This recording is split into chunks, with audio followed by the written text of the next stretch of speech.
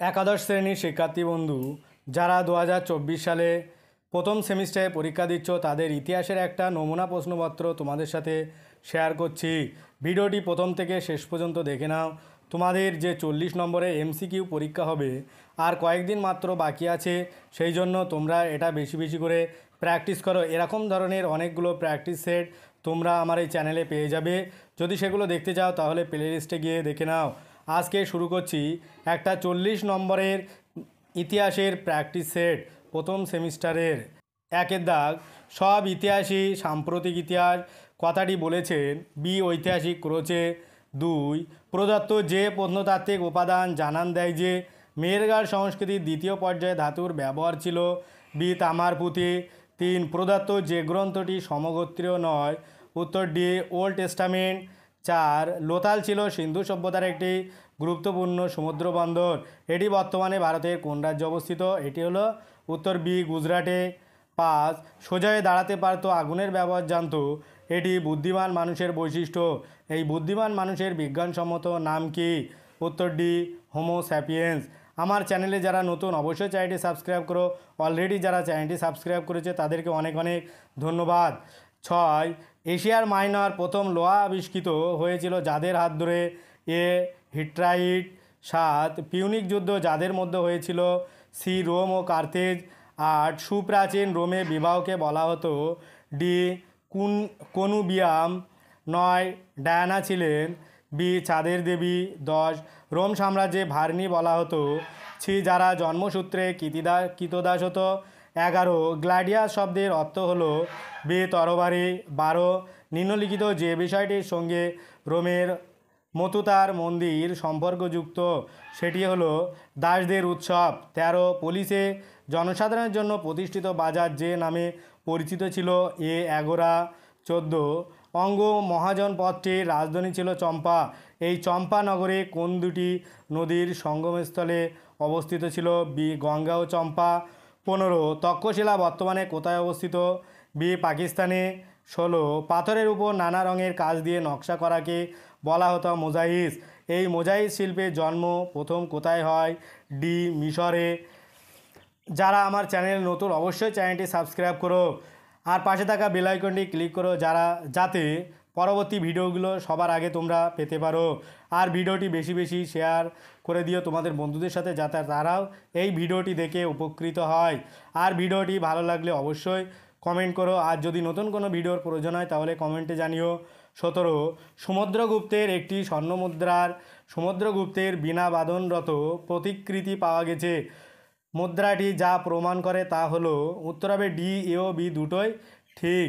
এতে আছে যিনি ছিলেন সঙ্গীতের পূজারী আর তিনি সঙ্গীতজ্ঞ ছিলেন, এই দুটোই ঠিক। 18, এথেন্সে বিচারক নিযুক্ত হতেন? সি লটারির মাধ্যমে। 19, 1601 খ্রিস্টাব্দে আশিরগড়ের যুদ্ধ ছিল তার জীবনের শেষ যুদ্ধ। এখানে তার বলতে কাকে বোঝানো হয়েছে? সি আকবরকে।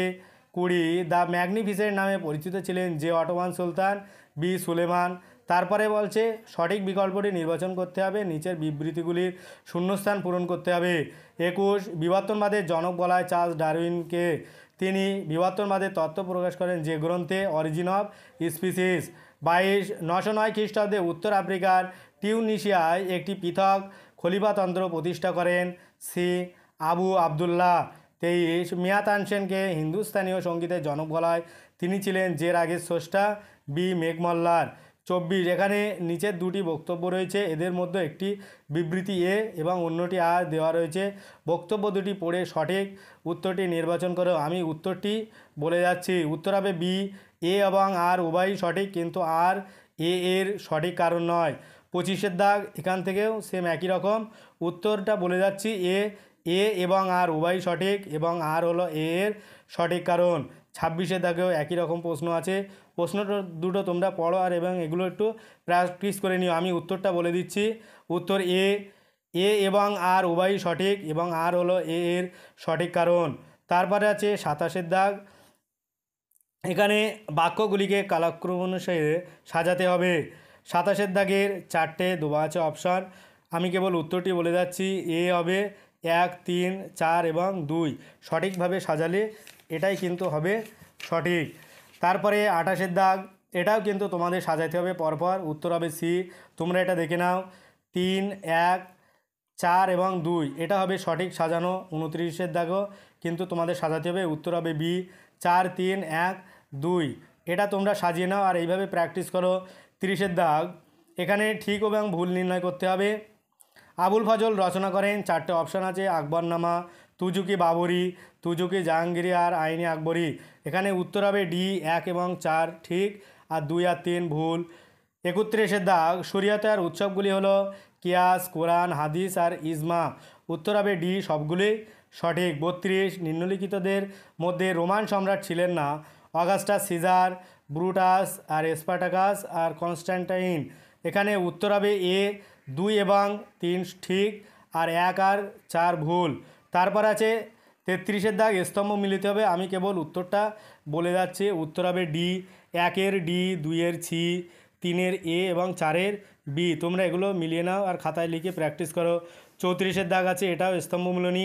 উত্তর হবে এ, 1-এর সি, 2-এর এ, 3-এর ডি আর 4-এর বি। এটা দেখো এবং প্র্যাকটিস করো। 35-এর দাগ, এখানেও আছে একটা স্তম্ভ মিলনী। এটার উত্তর হবে বি, 1-এর দাগের বি, 2-এর দাগের এ, 3-এর দাগের ডি আর 4-এর দাগের সি। তারপরে আছে 36-এর দাগ, পাশের যে স্থাপত্যটি কোথায় দেখতে পাওয়া যায়, যে ছবিটা আছে সেটা হবে উত্তর বি, সাঁচি স্তূপে। আর 37, রথে উপবিষ্ট সম্রাটের নাম কী ছিল? উত্তর সি, অশোক। অশোকের যে সাঁচি স্তূপের যে মূর্তিটা আছে। তারপরে নিচের একটা প্যাসেজ দেওয়া আছে অনুচ্ছেদ, ওটা পড়তে হবে, পড়ে নিচের প্রশ্নগুলোর উত্তর দিতে হবে। এখানে কিন্তু 3 নম্বর থাকবে তোমাদের, এটা ভালো করে দেখবে এবং প্র্যাকটিস করবে। আমি আর ওটা পড়ছি না যাতে ভিডিওটি বড় না হয়, সেই জন্য আমি কেবল প্রশ্নটা পড়ে উত্তরটা বলে দিচ্ছি, তোমরা পড়ে একটু মিলিয়ে নাও। 38-এর দাগ, রোমান স্থাপত্যের অন্যতম বৈশিষ্ট্য হলো গম্বুজ আকৃতি ছাদ নির্মাণ।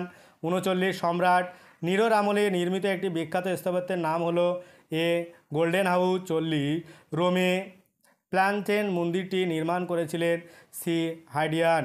এই হচ্ছে আজকের ভিডিওটি ভালো লাগলে অবশ্যই চ্যানেলটি সাবস্ক্রাইব করো আর পাশে থাকা বেল আইকনটি ক্লিক করো।